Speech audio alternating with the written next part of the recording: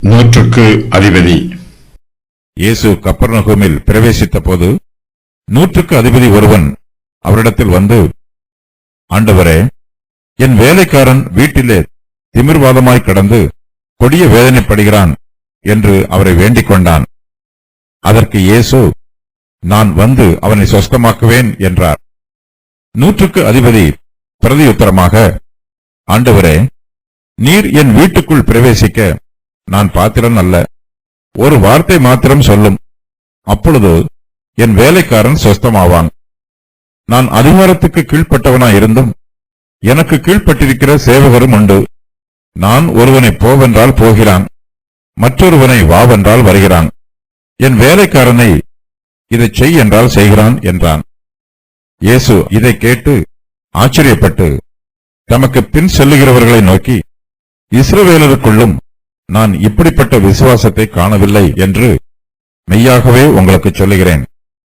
அநேகர் கிழக்கிலும் மேற்கிலும் இருந்து வந்து பரலோக ராஜ்யத்தில் ஆபிரகாம், ஈசாக்கு, யாக்கோபு என்பவர்களோட பந்தியிருப்பார்கள். ராஜ்யத்தின் புத்திரரோ புறம்பான இருளிலே தள்ளப்படுவார்கள். அங்கே அழுகையும் பற்கடிப்பும் உண்டாயிருக்கும் என்று உங்களுக்கு சொல்லுகிறேன் என்றார். பின்பு இயேசு நூற்றுக்கு அதிபதியை நோக்கி, நீ போகலாம், நீ விசுவாசித்தபடியே உனக்கு ஆகக் கடவது என்றார். அந்த நாழிகையிலே அவன் வேலைக்காரன் சொஸ்தமானான். இயேசு கிறிஸ்து கப்பர்நகூமில் இருக்கிறார். தமது ஊழியத்தில் இயேசு கிறிஸ்து வாசம் பண்ணிய ஊர் கப்பர்நகூம் ஊராகும். இயேசு கிறிஸ்து எல்லா ஊர்களுக்கும் நன்மை செய்கிறவராக சுற்றி அலைந்து வந்தார்.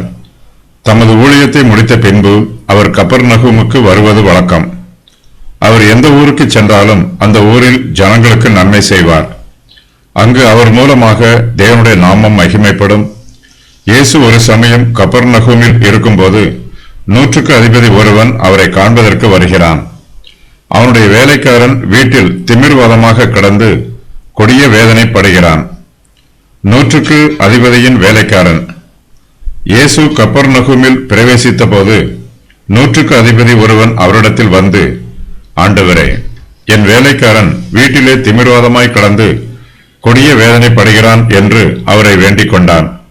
நூற்றுக்கு அதிபதி என்பது ரோம பேரரசின் சேனையில் பணிபுரியும் இராணுவ அதிகாரியின் பதவியாகும். இவனுக்கு கீழ் 100 போர் வீரர்கள் பணிபுரிவார்கள். இவன் ஒரு ரோமன், புறஜாதியான். பொதுவாக ரோம பேரரசின் போர் வீரர்கள் தேவனிடத்தில் பக்தியாக இருப்பதில்லை, ஜனங்களிடத்திலும் அன்பாக இருப்பதில்லை, முரட்டுத்தனமாக இருப்பார்கள். அன்புக்கும் பணிவுக்கும் இவர்கள் பார்க்கும் வேலைக்கும் சம்பந்தமே இராது. ஆனால் இந்த நூற்றுக்கு அதிபதியோ பக்தி உள்ளவனாக இருக்கிறான். தேவன் தமக்கு மீதமானவர்களை எல்லா ஜாதிகளிடத்திலும் வைத்திருக்கிறார். ஒருவன் ஒரு குறிப்பிட்ட தேசத்தில் இருப்பதினாலோ அல்லது ஒரு குறிப்பிட்ட சந்ததியை சேர்ந்தவனாக இருப்பதினாலோ அவன் பக்தி இல்லாதவனாக இருப்பான் என்று எந்தவித விலக்கும் கூறப்படவில்லை. பூமியில் உள்ள எல்லா ஜாதியாரும் கர்த்தரை துதிக்க வேண்டும். சில இடங்களில் தேவனுடைய கிருபையை அனுபவிக்க முடியாதது போன்று இருக்கலாம். ஆனாலும் தேவனால் கூடாத காரியம் ஒன்றுமில்லை. தேவன் தமது கிருபையை பூமியில் எல்லா இடங்களிலும் எல்லா ஜாதியார் மத்தியிலும் விளங்க பண்ணுகிறார். நூற்றுக்கு அதிபதி ரோம படையில் ஒரு தளபதி. இவன் யூதர்களுக்கு மத்தியில் வாசம் பண்ணுகிறான். யூதர்கள் ரோம பேரரசின் ஆளுகைக்கு உட்பட்டவர்கள்.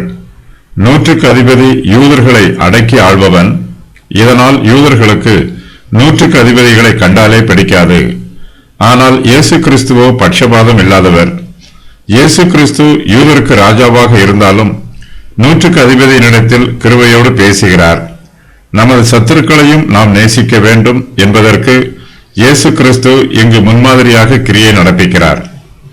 நூற்றுக்கு அதிபதி ஒரு புறஜாதி இனத்தை சேர்ந்தவன் என்றாலும் இயேசு கிறிஸ்து இவனோடும் அன்பாக பேசுகிறார். இவனுடைய விண்ணப்பத்திற்கு செவி கொடுக்கிறார். இயேசு கிறிஸ்து யூதருக்கு மாத்திரமல்ல, புறஜாதியாருக்கும் தேவனாக இருக்கிறார். இயேசு யூதர்கள் மத்தியில் அதிகமாக ஊழியம் செய்திருக்கிறார். யூதர்களில் குஷ்டரோகியாக இருந்தவர்களை இயேசு தொட்டு குணப்படுத்தினார். ஆனால் புறஜாதி மார்க்கத்தை சேர்ந்த நூற்றுக்கு அதிபதியின் வேலைக்காரனையோ தூரத்தில் இருந்தே குணப்படுத்துகிறார். இயேசு கிறிஸ்து வேலைக்காரன் இருந்த வீட்டிற்கு போகாமல் தாம் இருந்த இடத்தில் இருந்தே தமது வார்த்தையை அனுப்பி அவனை குணப்படுத்துகிறார். இயேசு கிறிஸ்துவின் நாமம் புறஜாதியார் மூலமாகவும் மகிமைப்படுகிறது. இயேசு கிறிஸ்து தம்மைத்தாமே தாழ்த்தி இந்த பூமிக்கு வந்திருக்கிறார். இவர் ஊழியம் கொள்ள வராமல் ஊழியம் செய்ய வந்திருக்கிறவர். ஊழியக்காரரின் கஷ்டங்களெல்லாம் இயேசு கிறிஸ்துவுக்கு நன்றாக தெரியும். 100க்கு அதிபதியின் வேலைக்காரனை குணமாக்க இயேசு கிறிஸ்து விரும்புகிறார்.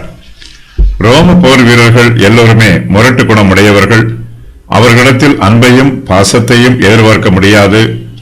ஆனால் இந்த 100க்கு அதிபதியோ தன் வேலைக்காரனிடத்தில் பிரியமாக இருக்கிறான். இயேசு கிறிஸ்துவிடம் இவன் தனக்காக வராமல் தன் வேலைக்காரனுக்காக வருகிறான். தன்னுடைய தலையில் அணிய வேண்டிய தலைச்சீராவை கையில் ஏந்தி கொண்டு இயேசு கிறிஸ்துவின் முன்பாக பணிந்து நிற்கிறான். இயேசு கிறிஸ்துவை பார்க்கும் போதே அவருக்கு மரியாதை கொடுக்க வேண்டும் என்னும் எண்ணம் அவனுக்குள் உண்டாயிற்று. இந்த உலகத்தில் பெரிய பதவியில் இருக்கிறவர்கள் கூட இயேசு கிறிஸ்துவுக்கு முன்பாக வரும்போது அவர்கள் தங்களை தாழ்த்த வேண்டும். 100க்கு அதிபதி இயேசு கிறிஸ்துவை ஆண்டவரே என்று அழைக்கிறான். ஆண்டவர் என்னும் வார்த்தை ஒருவருடைய அதிகாரத்தையும் ஆதீனத்தையும் அங்கீகரிக்கும் வார்த்தையாகும். 100க்கு அதிபதி பொதுவாக ரோம பேரரசரைத்தான் ஆண்டவரே என்று அழைப்பான்.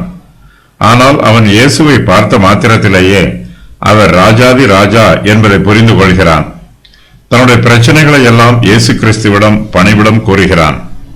இயேசுவை பார்க்கும் போதே அவர் பரம வைத்தியர் என்பதை 100க்கு அதிபதி காண்கிறான். அவர் கிருபை உள்ளவர் என்பதையும் தனது விண்ணப்பத்திற்கு அவர் செவி கொடுப்பார் என்பதையும் புரிந்து கொள்கிறான். நம்முடைய ஆவிக்குரிய ஜீவியத்திலும் நமக்கு பல குறைகள் இருக்கலாம், பல தேவைகள் இருக்கலாம்.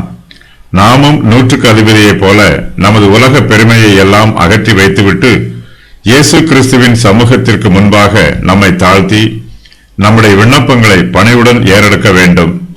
அப்போது சமாதானத்தின் தேவன் தமது சமாதானத்தையே நமக்கு தருவார்.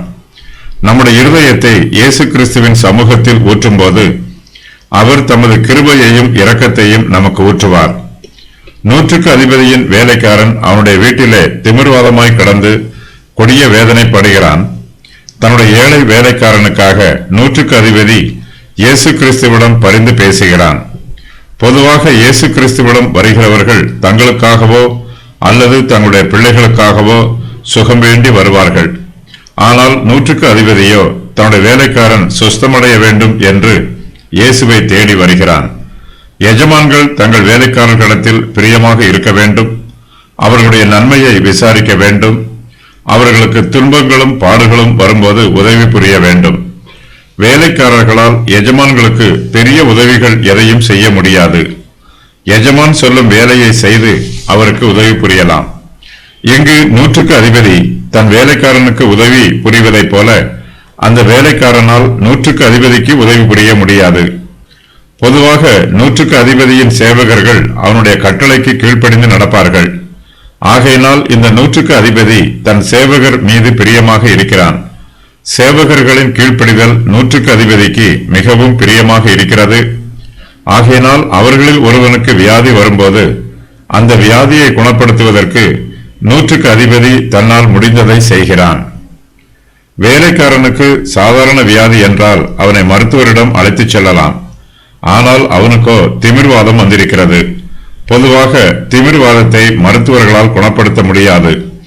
மருத்துவர்களால் குணமாக்க முடியாத வியாதியை இயேசு கிறிஸ்துவால் குணப்படுத்த முடியும் என்று 100க்கு அதிபதி நம்புகிறான். 100க்கு அதிபதி இயேசு கிறிஸ்துவிடம் வந்து தன் வேலைக்காரனின் அவஸ்தையை பற்றி கூறுகிறான். வேலைக்காரன் திமிர்வாத வியாதியில் இருக்கிறான். திமிர்வாதமுள்ள சரீர பகுதியில் உணர்ச்சி இருக்காது. ஆனால் அவனோ திமிர்வாதமாய் கிடந்து கொடிய வேதனைப்படுகிறான் என்று தன்னுடைய வேலைக்காரனின் வேதனையை இயேசுவிடம் கூறுகிறான். நாமும் நம்முடைய பிள்ளைகளின் ஆத்துமாக்களுக்காகவும் நம்முடைய வேலைக்காரர், உற்றார், உறவினர்கள் ஆகியோரின் ஆத்துமாக்களுக்காகவும் இயேசு கிறிஸ்துவிடம் வர வேண்டும். அவர்கள் ஆவிக்குரிய உணர்வில்லாமல் ஆவிக்குரிய திமிர்வாதமாக இருந்தால் அவர்களை பற்றி நமது ஜெபத்தில் இயேசு கிறிஸ்துவிடம் விசுவாசத்தோடு விண்ணப்பம் பண்ண வேண்டும். இயேசு கிறிஸ்துவே பரம வைத்தியர். அவர் நமது சரீரத்தையும் ஆத்மாவையும் குணப்படுத்துகிறவர். ஒரு வார்த்தை மாத்திரம் சொல்லும். அதற்கு இயேசு, நான் வந்து அவனை சொஸ்தமாக்குவேன் என்றார். நூற்றுக்கு அதிபதி பிரதியுத்தரமாக, ஆண்டவரே, நீர் என் வீட்டுக்குள் பிரவேசிக்க நான் பாத்திரன் அல்ல. ஒரு வார்த்தை மாத்திரம் சொல்லும், அப்பொழுது என் வேலைக்காரன் சொஸ்தமாவான். நூற்றுக்கு அதிபதி தன்னை தாழ்த்தி இயேசு கிறிஸ்துவிடம் விண்ணப்பம் பண்ணுகிறான். இயேசு கிறிஸ்து நூற்றுக்கு அதிபதியிடம், நான் வந்து உன் வேலைக்காரனை சொஸ்தமாக்குவேன் என்று கூறுகிறார். இயேசு கிறிஸ்துவும் தம்முடைய ஊழியத்தை தாழ்மையோடு செய்து கொண்டிருக்கிறார். நோயாளி தன்னிடத்தில்தான் வர வேண்டும் என்று ஆணவமாக பேசாமல், சர்வ வல்லமையுள்ள இயேசு கிறிஸ்து நோயாளி இருக்கும் இடத்திற்கே போய் அவனை சொஸ்தமாக்க ஆயத்தமாக இருக்கிறார். நாம் தேவனுக்கு முன்பாக நம்மை தாழ்த்தும் போது அவர் நமக்காக இறங்கி வருவார். நமக்கு தமது கிருபையையும் இரக்கத்தையும் காண்பிப்பார். வீட்டுக்கு வந்து வேலைக்காரனை சொஸ்தமாக்குவேன் என்று இயேசு கிறிஸ்து கூறியவுடன் நூற்றுக்கு அதிபதி தன்னை மேலும் அதிகமாக தாழ்த்துகிறான். ஆண்டவரே, நீர் என் வீட்டிற்குள் பிரவேசிக்க நான் பாத்திரன் அல்ல என்று தன்னுடைய தகுதியின்மையை நூற்றுக்கு அதிபதி வெளிப்படுத்துகிறான். தன்னை பற்றி மிகவும் தாழ்மையாகவும் இயேசு கிறிஸ்துவை பற்றி அதிக மேன்மையாகவும் தன்னுடைய உள்ளத்தில் நினைக்கிறான். தன்னுடைய வேலைக்காரன் பாத்திரன் அல்ல என்று அவனை குறைவாக மதிப்பிடுவதற்கு பதிலாக நூற்றுக்கு அதிபதி தன்னைத்தானே தாழ்த்துகிறான். வேலைக்காரன் இருக்கும் வீடு சிறியது, அங்கு நீர் போக வேண்டிய அவசியமில்லை என்று வேலைக்காரனை பற்றி ஒன்றும் கூறவில்லை. நூற்றுக்கு அதிபதி இயேசு கிறிஸ்துவிடம் தன்னையே தாழ்த்தி, நீர் என் வீட்டிற்குள் பிரவேசிக்க நான் பாத்திரன் அல்ல என்று கூறுகிறான். நூற்றுக்கு அதிபதி ரோம பேரரசின் இராணுவத்தில் உயர்ந்த பதவி வகிக்கிறவன். சமுதாயத்தில் இவனுக்கு உயர்ந்த அந்தஸ்தும் அதிக மரியாதையும் உள்ளது. என்றாலும் இயேசு கிறிஸ்துவுக்கு முன்பாக நிற்கும்போது தன் பதவியும் தன் அந்தஸ்தும் ஒன்றுமில்லை என்று உணர்ந்து தன்னை தாழ்த்துகிறான். நம்முடைய தாழ்மை நமக்கு நற்குணமாக கருதப்படும். இயேசு கிறிஸ்து இந்த பூமியில் இருந்தபோது யூத மார்க்கத்து தலைவர்கள் அவரை தாழ்வாக நினைத்தார்கள், ஏளனம் பண்ணினார்கள். இயேசு கிறிஸ்துவை தேவனுடைய குமாரன் என்று அங்கீகரித்து அவருக்குரிய மரியாதையை யூதர்கள் கொடுக்கவில்லை. ஆனால் நூற்றுக்கு அதிபதியோ இயேசு கிறிஸ்துவுக்கு மரியாதை செலுத்துகிறான். நாமும் தேவனுடைய சமூகத்தில் வரும்போது அவருக்குரிய மரியாதையை கொடுத்து அவரை துதித்து கனப்படுத்த வேண்டும். இயேசு கிறிஸ்துவின் மூலமாக நாம் தேவனுடைய சமூகத்தில் பிரவேசிக்கும் போது நம்மை நாமே தாழ்த்தி வெறுமைப்படுத்த வேண்டும். நமது பதவியும் அந்தஸ்தும் செல்வமும் தேவனுக்கு முன்பாக பிரயோஜனமற்றவை என்று உணர்ந்து நமது உள்ளத்தில் பெருமை இல்லாமல் நம்மை தாழ்த்தி தேவனிடத்தில் விண்ணப்பம் பண்ண வேண்டும். நூற்றுக்கு அதிபதி இயேசு கிறிஸ்துவை விசுவாசிக்கிறான். தாழ்மை பெருகும் போது விசுவாசமும் பெருகும். தன் வேலைக்காரனை இயேசு கிறிஸ்துவால் சொஸ்தமாக்க முடியும் என்று நூற்றுக்கு அதிபதி நம்புகிறான். அது மாத்திரமல்ல, இயேசு கிறிஸ்து தன்னுடைய வீட்டிற்கு வந்து அவனை தொட்டு குணப்படுத்த வேண்டிய அவசியம் எதுவும் இல்லை. இயேசு கிறிஸ்துவின் வாயில் இருந்து புறப்படும் ஒவ்வொரு வார்த்தைக்கும் வல்லமை உள்ளது என்று விசுவாசித்து ஒரு வார்த்தை மாத்திரம் சொல்லும், அப்பொழுது என் வேலைக்காரன் சொஸ்தமாவான் என்று விசுவாசத்தோடு அறிக்கை செய்கிறான். இயேசு கிறிஸ்து ஒரு வியாதியஸ்தரை குணப்படுத்த வேண்டுமென்றால் வியாதியாக இருக்கும் பகுதியை தமது கரத்தினால் அவர் தொட்டால்தான் அந்த வியாதி குணமடையும் என்னும் நியதி இல்லை. இயேசு கிறிஸ்துவிடம் ஏராளமான ஜனங்கள் வியாதியஸ்தரை அழைத்துக் கொண்டு வந்தார்கள். அவர்கள் மிகுந்த சிரமத்தோடு அவர்களை அழைத்து வந்திருக்க வேண்டும். அவர்களும் விசுவாசத்தோடுதான் வருகிறார்கள். தங்கள் வியாதிகளை இயேசுவால் குணப்படுத்த முடியும் என்று நம்பி வியாதியஸ்தர்களை அவரிடம் அழைத்துக் கொண்டு வருகிறார்கள். இந்த விசுவாசம் கிரியை செய்யும் விசுவாசம். நூற்றுக்கு அதிபதியினிடத்தில் காணப்பட்டது நம்புகிற விசுவாசம். ஏனெனில் நூற்றுக்கு அதிபதி தன்னுடைய வேலைக்காரனை இயேசு கிறிஸ்துவிடம் அழைத்து வரவில்லை. அவர் ஒரு வார்த்தை மாத்திரம் சொன்னால் அவன் சொஸ்தமாவான் என்று நூற்றுக்கு அதிபதி நம்புகிறான். இதுவே நம்பிக்கையின் விசுவாசம். நாமும் மெய்யான விசுவாசத்தோடு இயேசு கிறிஸ்துவிடம் வர வேண்டும். நமது விசுவாசத்தை அவரிடம் வெளிப்படுத்த வேண்டும். அவர் தமது அற்புதங்களை நமக்காக செய்வார். இயேசு கிறிஸ்துவின் அற்புதங்கள் பல விதங்களில் நடக்கிறது. எல்லாமே ஒரே விதமாக நடக்கும் என்று சொல்ல முடியாது. சில சமயங்களில் அவர் வியாதியஸ்தரை தொட்டு குணப்படுத்துகிறார். நூற்றுக்கு அதிபதியின் வேலைக்காரனை தொடாமலேயே தமது வார்த்தையினால் சொஸ்தமாக்குகிறார். அருகில் இருப்பதும் தூரத்தில் இருப்பதும் இயேசு கிறிஸ்துவுக்கு ஒன்றுதான். இயேசு கிறிஸ்துவின் அற்புதம் நடைபெறுவதற்கு தூரம் ஒரு தடை அல்ல. இயேசு கிறிஸ்து சர்வ வியாபகர். அவர் எல்லா இடத்திலும் நிறைந்திருக்கிறவர். நாம் எந்த இடத்தில் இருந்து விண்ணப்பம் பண்ணினாலும் அந்த இடத்தில் நம்மோடு கூட இருந்து நமது விண்ணப்பங்களுக்கு செவி கொடுத்து நமக்காக நன்மை செய்கிறவர். இயேசு கிறிஸ்துவனுடைய வல்லமையில் 100க்கு அதிபதி பரிபூரண நம்பிக்கை வைத்திருந்தான். அவன் ஒரு தளபதி. அவன் ஒரு வார்த்தை சொன்னால் அவனுடைய போர் வீரர்கள் எல்லோருமே அவனுக்கு கீழ்ப்படிந்து செயல்படுவார்கள். இயேசு கிறிஸ்துவிற்கு பிசாசுகளின் மீது அதிகாரம் உள்ளது என்பதை 100க்கு அதிபதி நம்பினான். ஆகையினால் ஆண்டவரிடம் ஒரு வார்த்தை மாத்திரம் சொல்லும், அப்பொழுது என் வேலைக்காரன் சுத்தமாவான் என்று விசுவாசத்தோடு கூறுகிறான். நமக்கும் இப்பேற்பட்ட விசுவாசம் தேவை. ஒருவனை போ என்றால் போகிறான். நான் அதிகாரத்துக்கு கீழ்ப்பட்டவனாய் இருந்தும் எனக்கு கீழ்ப்பட்டிருக்கிற சேவகரும் உண்டு. நான் ஒருவனை போ என்றால் போகிறான், மற்றொருவனை வா என்றால் வருகிறான். என் வேலைக்காரனை இதை செய் என்றால் செய்கிறான் என்றான். 100க்கு அதிபதி இயேசு கிறிஸ்துவிடம் தன்னுடைய வேலைக்காரனை குணப்படுத்த மருந்து கேட்கவில்லை, அல்லது குணமாக்கும் மருந்தை அனுப்புமாறும் கூறவில்லை. இயேசு கிறிஸ்துவை ஒரு வார்த்தை மாத்திரம் சொல்லும் என்றே கேட்கிறான்.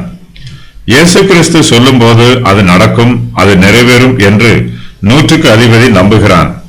அவருடைய தெய்வீக வல்லமையில் முழு நம்பிக்கை வைத்திருக்கிறான். மனுஷரை பொறுத்த அளவில் மனுஷருடைய பேச்சும் செயலும் வித்தியாசமாக இருக்கும். ஒன்றை பேசுவார்கள், வேறொன்றை செய்வார்கள். ஆனால் இயேசு கிறிஸ்துவுக்கோ பேச்சும் செயலும் ஒன்றுதான். எதை பேசுகிறாரோ அதையே செய்வார், எதை செய்கிறாரோ அதையே பேசுவார். 100க்கு அதிபதியின் கீழ் 100 போர் வீரர்கள் பணிபுரிவார்கள். இவனுடைய வேலைக்காரர்கள் எல்லோரும் இவன் கட்டளைக்கு கீழ்ப்படிவார்கள். இவன் ஒருவனை போவென்றால் அவன் போவான், இவன் ஒருவனை வா என்றால் அவன் வருவான். ஒரு வேலைக்காரனை கூப்பிட்டு இவன் இதை செய் என்று கூறினால் அவன் செய்வான். அந்த அளவுக்கு அவன் அதிகாரம் உள்ளவன். அதே வேளையில் 100க்கு அதிபதி தன்னுடைய மேல் அதிகாரியின் அதிகாரத்திற்கு கீழ்ப்பட்டவன். மேல் அதிகாரி உத்தரவிடுவதை 100க்கு அதிபதி நிறைவேற்றுகிறான். 100க்கு அதிபதி உத்தரவிடுவதை அவனுடைய வேலைக்காரன் நிறைவேற்றுகிறான். இயேசு கிறிஸ்துவிடம் தன்னுடைய விசுவாசத்தை வெளிப்படுத்துவதற்கு 100க்கு அதிபதி தன்னுடைய இராணுவ பணி சம்பந்தமான வார்த்தைகளை பயன்படுத்துகிறான். தன்னுடைய வேலைக்காரர்கள் தான் சொல்வதையெல்லாம் செய்வதனால் தான் எந்த இடத்திற்கும் போக வேண்டியதில்லை என்று 100க்கு அதிபதிக்கு தெரியும். இருந்த இடத்திலேயே தன் வேலைக்காரனுக்கு வேலை கொடுத்து வேலை வாங்கலாம் என்பதையும் 100க்கு அதிபதி தெரிந்து வைத்திருக்கிறான். அதுபோலவே இயேசு கிறிஸ்துவும் பரம அதிகாரத்திற்கு சொந்தக்காரர். அவர் ஓரிடத்தில் இருந்து தமது அதிகாரத்தினால் ஒரு வார்த்தையை சொன்னால் அது எந்த இடத்தில் வேண்டுமானாலும் கிரியை நடப்பிக்கும் என்று 100க்கு அதிபதி நம்புகிறான். 100க்கு அதிபதிக்கு கீழ் பல சேவகர்கள் உள்ளனர். அவர்கள் எல்லோரும் இவனுடைய அதிகாரத்திற்கு கீழ்ப்பட்டவர்கள். ஆயினும் இந்த 100க்கு அதிபதி தனக்கு மேலான அதிகாரத்திற்கு கீழ்ப்பட்டவன். 100க்கு அதிபதிக்கு அதிகாரம் உள்ளது போல இயேசு கிறிஸ்துவுக்கும் அதிகாரம் உள்ளது.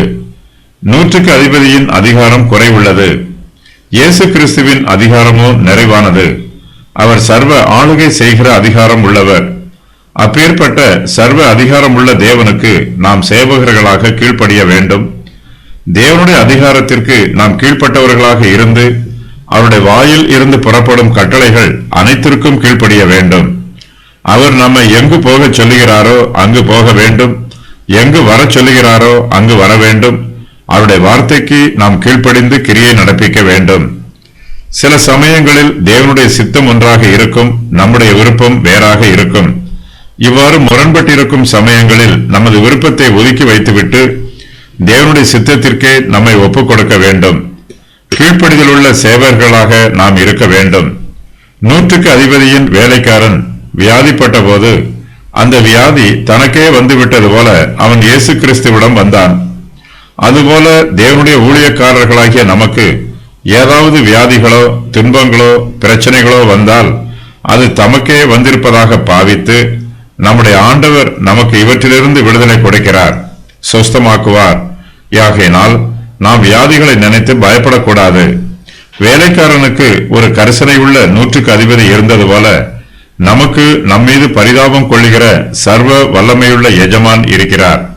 சர்வ வல்லவரின் கரத்தில் நம்மை ஒப்புக் கொடுக்கும் போது நமக்கு பாதுகாப்பு உள்ளது.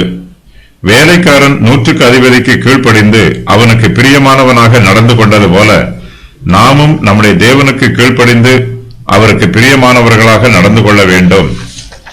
இயேசு கிறிஸ்து நூற்றுக்கு அதிபதியிடம் நான் வந்து அவனை சொஸ்தமாக்குவேன் என்று கூறுகிறார். நான் வந்து அவனை பார்ப்பேன் என்று கூறவில்லை. தம்மால் என்ன செய்ய முடியும் என்பது தேவனுக்கு தெரியும். ஏனெனில் தேவனால் கூடாத காரியம் ஒன்றுமே இல்லை. ஆகையினால் நூற்றுக்கு அதிபதியிடம் நான் வந்து அவனை சொஸ்தமாக்குவேன் என்று தமது கிருபையுள்ள வார்த்தையை கூறுகிறார். நமது இரட்சகர் கிருபை உள்ளவர், அதே சமயத்தில் அவர் சர்வ வல்லமை உள்ளவர். அவருடைய செட்டைகளின் கீழ் ஆரோக்கியம் இருக்கிறது. அவர் வருகையே ஒரு ஆரோக்கியம்தான். தன்னுடைய வேலைக்காரன் சொஸ்தமாக வேண்டும் என்று நூற்றுக்கு அதிபதி விரும்புகிறான். தன் வேலைக்காரனின் வியாதியை இயேசு கிறிஸ்துவிடம் அறிவிக்கிறான். தன் வீட்டிற்கு வந்து அவனை சொஸ்தமாக்க வேண்டும் என்று நூற்றுக்கு அதிபதி விண்ணப்பம் பண்ணவில்லை. இப்படி விண்ணப்பம் பண்ண வேண்டும் என்று அவன் தன் உள்ளத்தில் நினைக்கவும் இல்லை. நம்முடைய தேவன் கிருபை உள்ளவர், நாம் நினைப்பதற்கும் வேண்டிக் கொள்வதற்கும் அதிகமாக செய்கிறவர். ஆகையினால் இயேசு கிறிஸ்து நூற்றுக்கு அதிபதியிடம் நான் வந்து அவனை சொஸ்தமாக்குவேன் என்று கூறியது அவனுக்கு மிகுந்த ஆச்சரியமாக இருக்கிறது. அவன் நினைக்காததையும் எதிர்பார்க்காததையும் இயேசு கிறிஸ்து கூறுகிறார்.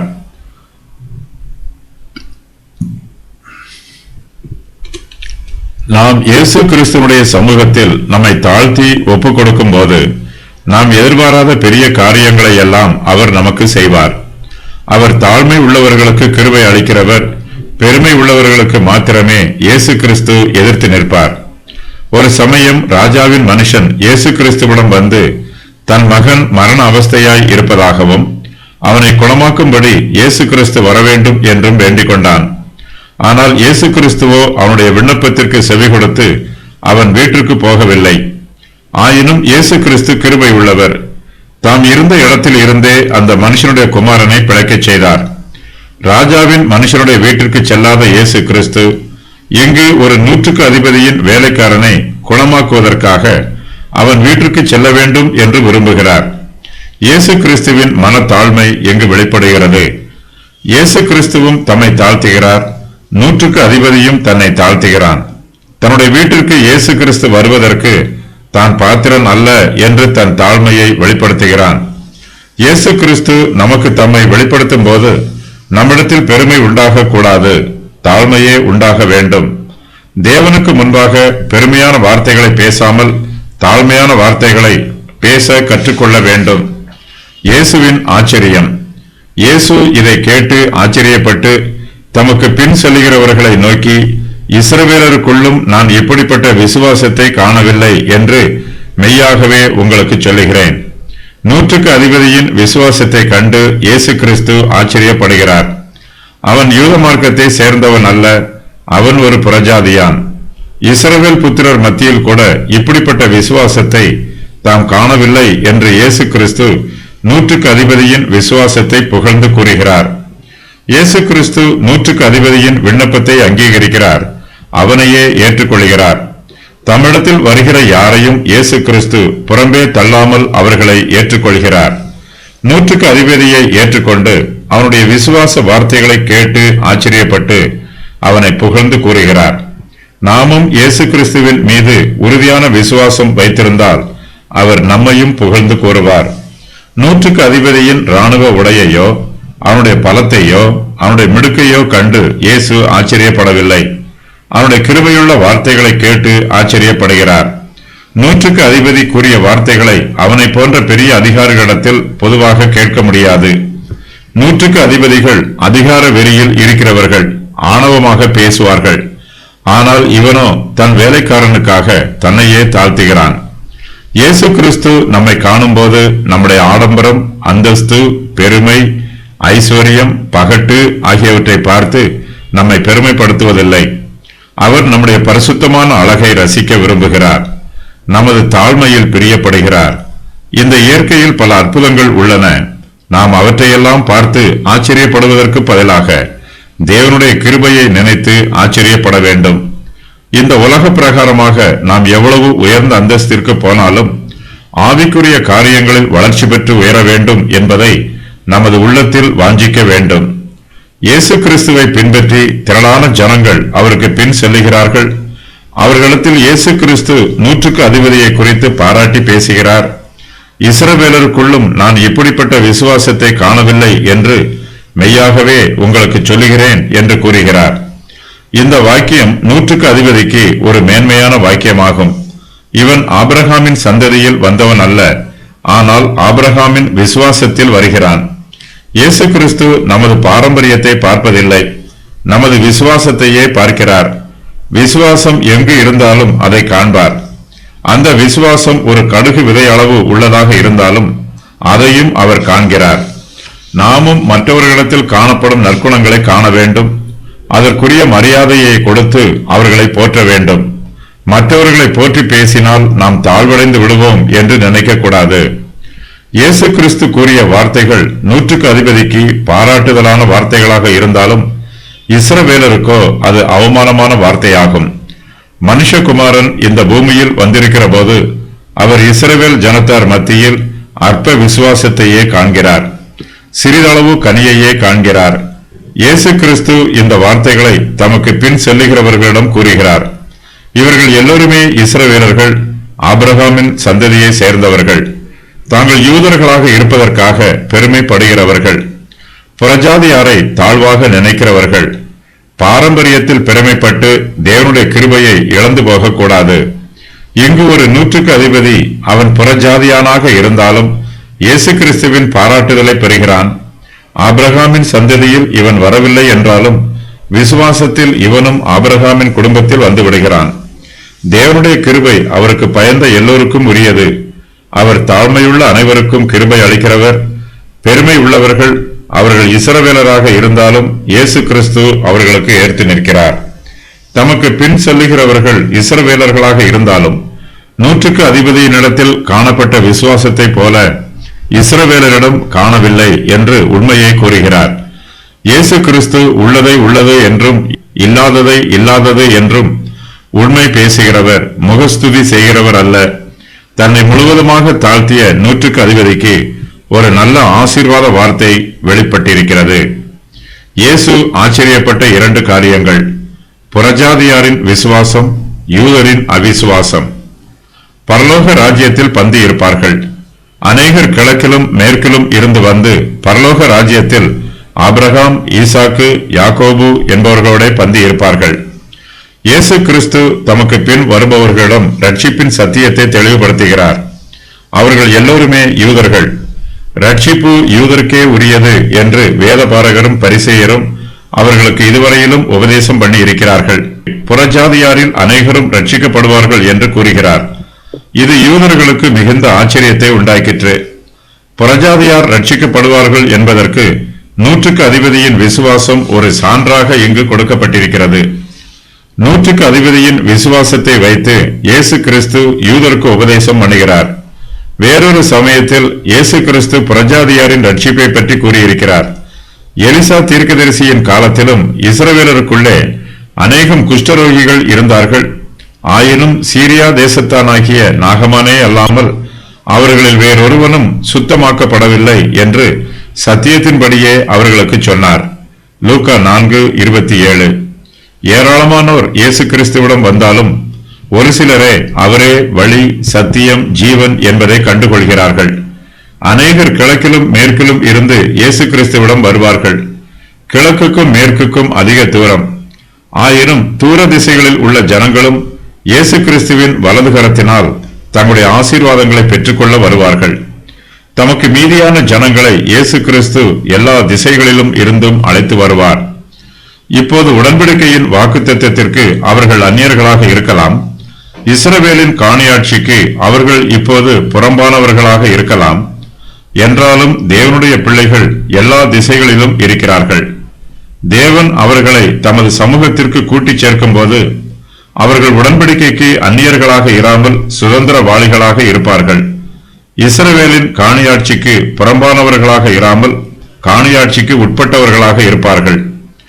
நாம் பரலோகத்திற்கு போகும்போது அங்கு நமக்கு பெரிய ஆச்சரியம் காத்திருக்கும். பரலோகத்திற்கு யாரெல்லாம் வருவார்கள் என்று எதிர்பார்த்தோமோ அவர்கள் எல்லாம் அங்கு இருக்க மாட்டார்கள். யாரெல்லாம் அங்கு வரமாட்டார்கள் என்று நினைத்தோமோ அவர்கள் எல்லாம் பரலோகத்தில் இருப்பார்கள். இயேசு கிறிஸ்து ரட்சிப்பின் சத்தியத்தை இங்கு தெளிவுபடுத்துகிறார். நம்முடைய கர்த்தராகிய இயேசு கிறிஸ்துவின் வருகையில் நாம் அவரிடத்தில் சேர்க்கப்படுவோம். இந்த பூமியில் ரட்சிக்கப்பட்டவர்கள் இந்த பூமிக்குரிய கிருபையின் ராஜ்யத்தில் சேர்க்கப்படுவார்கள். விசுவாசமுள்ள ஆபிரகாமோடு இவர்களும் ஆசீர்வதிக்கப்படுவார்கள். மாம்சத்தின் பிரகாரமாக புறஜாதியார் ஆபிரகாமின் சந்ததியை சேர்ந்தவர்கள் அல்ல. ஆனால் விசுவாசத்தின் பிரகாரமாக கர்த்தரை விசுவாசிக்கிற புறஜாதியாரும் ஆபிரகாமின் விசுவாச சந்ததியை சேர்ந்திருக்கிறார்கள். இந்த அடிப்படையில்தான் சகேயுவும் ஆபிரகாமுக்கு குமாரனாக இருந்தான். ரட்சிக்கப்பட்டவர்கள் பரலோகத்தில் உள்ள மகிமையின் ராஜ்யத்திற்குள் பிரவேசிப்பார்கள். பரலோகத்திற்கு வரும் மற்றவர்களோடு அங்கு பந்தியிருப்பார்கள். இந்த பூமியில் அவர்கள் செய்த நற்கிரியைகள் எல்லாம் அவர்களுடைய கணக்கில் அங்கு எழுதி வைக்கப்பட்டிருக்கும். இந்த பூமியில் தங்களுக்கு கொடுக்கப்பட்டிருந்த ஊழியங்களை எல்லாம் முடித்துவிட்டு ரட்சிக்கப்பட்டவர்கள் பரலோகத்திற்கு வந்து சேர்ந்திருக்கிறார்கள். பந்தி இருப்பது என்பது அமர்ந்திருப்பதை குறிக்கும். இது தொடர்ந்து செய்யும் கிரியையாகும்.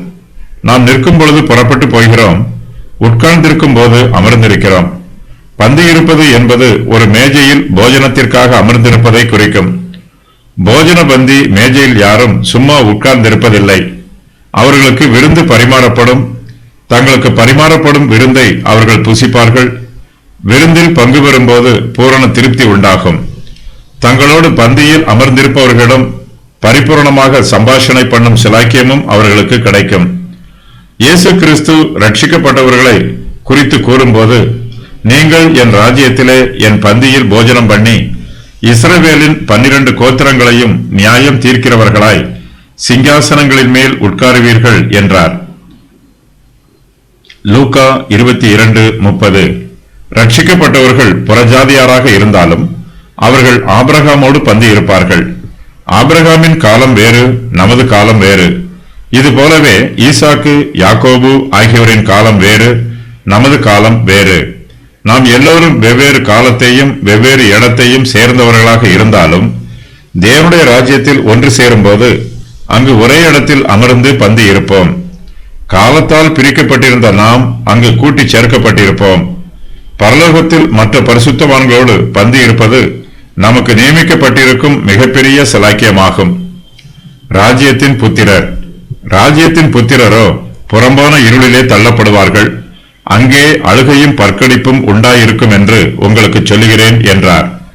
தாங்களே ஆபிரகாமின் சந்ததியார் என்றும் வாக்குத்தத்தத்தின் புத்திரர் என்றும் பரலோக ராஜ்யத்திற்கு சுதந்திரவாளிகள் என்றும் இஸ்ரவேல் புத்திரர்கள் தங்கள் இருதயங்களில் பெருமையோடு இருக்கிறார்கள். இயேசு கிறிஸ்து அவர்களிடம் எச்சரிப்பின் செய்தியை கூறுகிறார். தங்களை ராஜ்யத்தின் புத்திரர் என்று பெருமையோடு எண்ணிக்கொண்டிருக்கும் இஸ்ரவேல் புத்திரர்கள் புறம்பான இருளிலே தள்ளப்படுவார்கள் என்று எச்சரித்து கூறுகிறார். பரலோக ராஜ்யம் அவர்களில் இருந்து எடுக்கப்பட்டுவிடும். யூதராக இருந்தாலும் புறஜாதியாராக இருந்தாலும் அவர்களுடைய பாரம்பரியத்தின் அடிப்படையில் யாரும் பரலோகத்திற்கு சென்றுவிட முடியாது.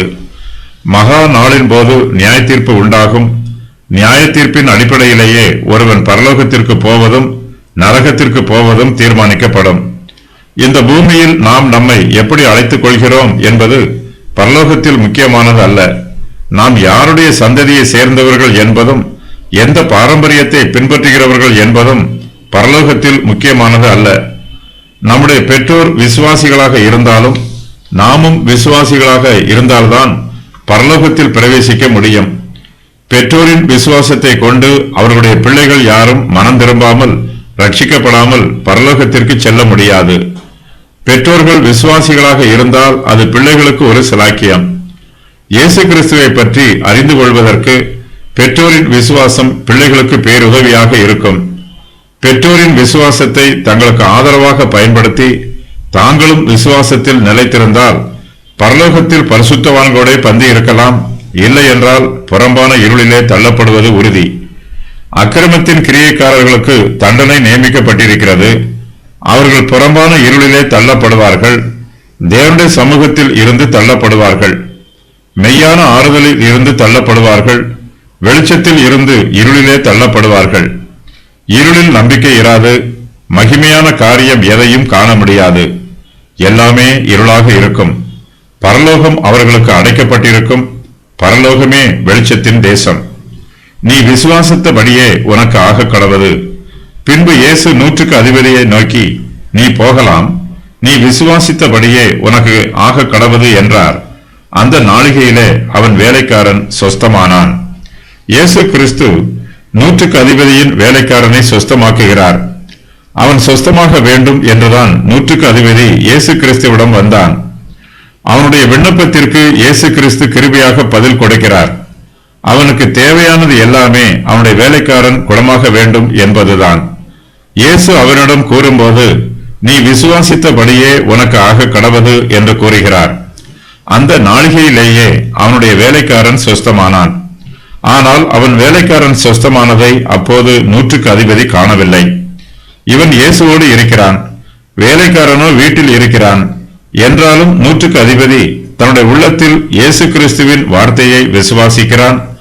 அவன் விசுவாசித்த பிரகாரமாகவே வேலைக்காரன் சொஸ்தமாகிறான். தம்முடைய பிள்ளைகள் ஜெபிக்கும் போது இயேசு கிறிஸ்து அவருடைய ஜெபத்திற்கு பதில் அளிக்கிறார். அதிலும் விசேஷமாக விசுவாசிகள் மற்றவர்களுக்காக பரிந்து பேசி ஜெபிக்கும் போது இயேசு அந்த ஜெபத்தின் மீது பிரியமாக இருக்கிறார். 100க்கு அதிபதியிடம் இயேசு கிறிஸ்து கூறிய அதே வாக்கியத்தை இன்று நமக்கும் கூறுகிறார். நாம் விசுவாசித்தபடியே நமக்கும் ஆகும். விசுவாசிக்கிறவர்கள் மாத்திரமே பெற்றுக்கொள்வார்கள். இது இயேசு கிறிஸ்துவின் வல்லமை. அதே சமயத்தில் இது விசுவாசத்தின் வல்லமையாகவும் இருக்கிறது. இயேசு கிறிஸ்து தமக்கு சித்தமான காரியங்களை செய்கிறார். விசுவாசிகளாகிய நாம் தேவனிடத்தில் விசுவாசத்தோடு ஜெபித்து நமது ஜெபத்திற்கு பதிலை பெற்றுக்கொள்ள வேண்டும். இயேசு கிறிஸ்து ஒரு வார்த்தை சொன்னார். அந்த வார்த்தை அப்படியே நிறைவேறிற்று. அவர் சர்வ வல்லவர் என்பது இந்த அற்புதத்தின் மூலமாக நிரூபணமாகிறது. ரட்சிக்க கூடாதபடிக்கோ சொஸ்தமாக்க கூடாதபடிக்கோ இயேசு கிறிஸ்துவின் வல்லமையுள்ள கரம் ஒருபோதும் குறுகி போவதில்லை.